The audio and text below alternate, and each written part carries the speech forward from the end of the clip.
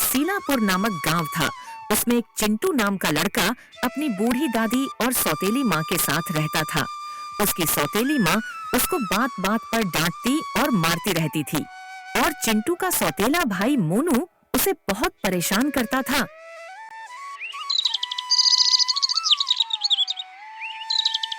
एक दिन जब चिंटू अपने दोस्त चंदा के साथ खेल रहा था, तभी वहाँ मोनू अपने दोस्तों के साथ आ जाता है और उन्हें परेशान करने लगता है और चंदा से कहता है, क्या चंदा, तुम इसके साथ क्यों खेल रही हो? इसे तो सही से खेलना भी नहीं आता। हमारे साथ चलो, तुम्हें हमारे साथ खेलने में ज्यादा मजा आएगा। नहीं मोनू, मुझे तुम्हारे साथ नहीं खेलना। तुम यहाँ से चले जाओ और हमें परेशान मत करो। चंदा की ये बात सुनकर मोनू को गुस्सा आ जाता है और वो इनकी बॉल को फोड़ देता है। तुम्हारी इतनी हिम्मत, अभी बताता हूँ तुम्हें। ये सब देखकर चंदा रोने लगती है और फिर चिंटू को भी मोनू पर बहुत गुस्सा आता है और वो मोनू की भी बॉल फाड़ देता है। फिर मोनू कहता है, चिंटू, मैं तेरी शिकायत माँ से करूँगा, अब तू नहीं बचेगा। इसके बाद मोनू रोता हुआ घर जाता है और अपनी माँ से कहता है कि माँ, चिंटू ने मेरी बॉल फोड़ दी। उसकी इतनी हिम्मत, घर आने दो, उसे बताती हूँ। इसके बाद चिंटू घर पर आता है और उसकी सौतेली माँ उसे बहुत डांटती है और कहती है, तेरी इतनी हिम्मत हो गई कि तू मोनू को परेशान करने लग गया? जा, निकल जा घर से, आज तुझे खाना भी नहीं दूंगा।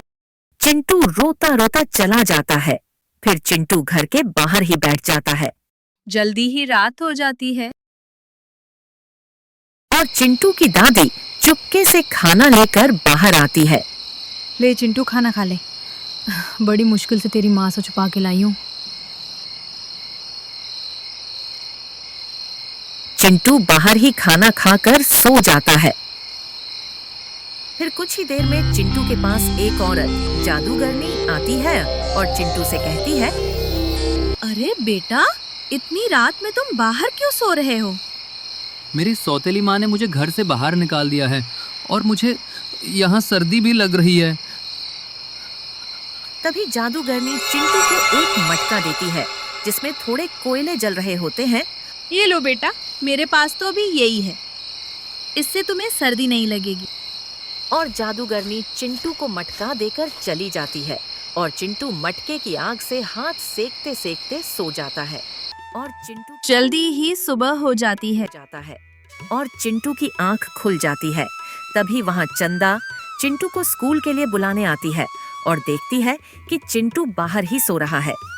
अरे चिंटू, तुम बाहर ये मटके के साथ क्यों सो रहे हो?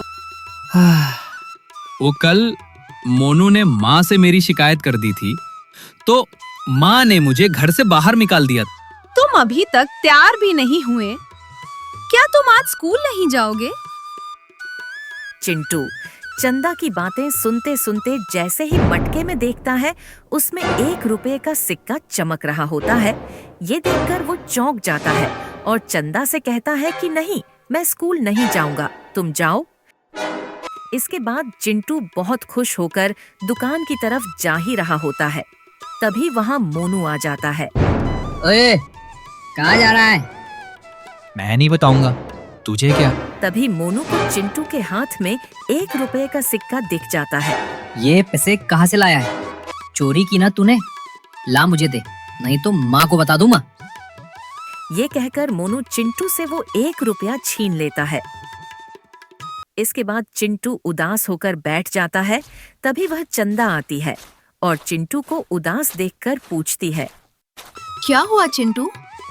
चिंटू उसको सारी बात बताते हुए फिर जब मटके में देखता है, तब मटके में से फिर 1 रुपए का सिक्का निकलता है। इसके बाद दोनों खुश हो जाते हैं और जितनी बार मटके में हाथ डालते हैं, उतनी बार 1 रुपए का सिक्का निकलता है।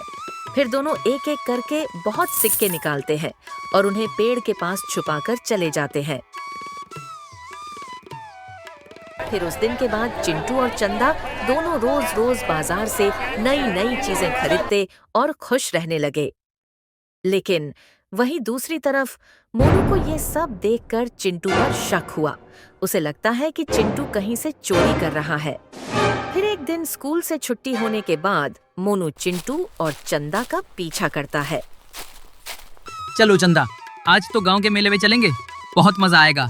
चलो थोड़े पैसे लेके आते हैं। नहीं चिंटू, तुम जाओ। आज मुझे माँ के साथ बाजार जाना है। मैं कल चलूंगी। ठीक है चंदा। फिर चिंटू उस पेड़ के पास जाकर छुपाए हुए पैसों में से कुछ पैसे निकालता है और वहाँ से चला जाता है। वहीं दूसरी तरफ मोनू उसे दूर से ये सब करते हुए देख लेता है। अच्छा, तो चोरी करके सारे पैसे इसने यहाँ छुपाए हैं। फिर मोनू सारे पैसे एक कपड़े में लपेटकर वहाँ से ले जाता है। फिर अगले दिन जब चिंटू और चंदा फिर से मेले में जाने के लिए पैसे लेने आते हैं, तो सारे पैसे चोरी हुए देखकर हैरान हो जाते हैं।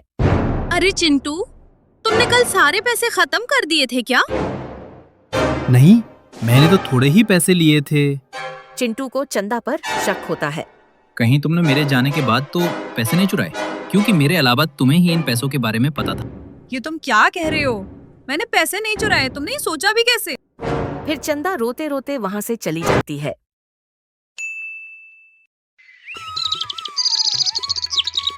फिर कुछ दिन बाद चिंटू स्कूल से घर आता है, तब मोनू की माँ मोनू को डांट रही होती है। बता, इतने सारे पैसे तेरे पास कहाँ से आए? कहाँ चोरी की तूने? चिंटू उन पैसों को देखकर समझ जाता है कि चोरी चंदा ने नहीं, मोनू ने की थी। फिर चिंटू भागकर चंदा के पास जाता है और कहता है, चंदा, मुझे माफ कर दो। मैंने बिना किसी सबूत के तुम पर चोरी का इल्जाम लगाया। चोरी मेरे भाई मोनू ने की थी और मैंने तुम पर शक किया। चंदा उसे माफ कर देती है।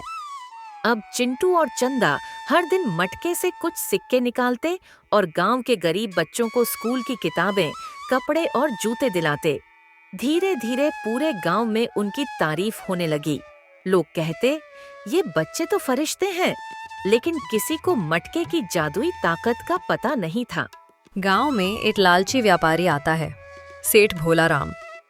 वो सुनता है कि दो छोटे बच्चे गांव में खूब पैसे खर्च कर रहे हैं और अब सेठ को शक होता है कि कोई खजाना जरूर मिला है। वो चुपके बच्चों का पीछा करता है और एक दिन देख लेता है कि चिंटू और चंदा पेड़ के पास मटका छुपा रहे हैं। अरे, तो यही है वो खजाना।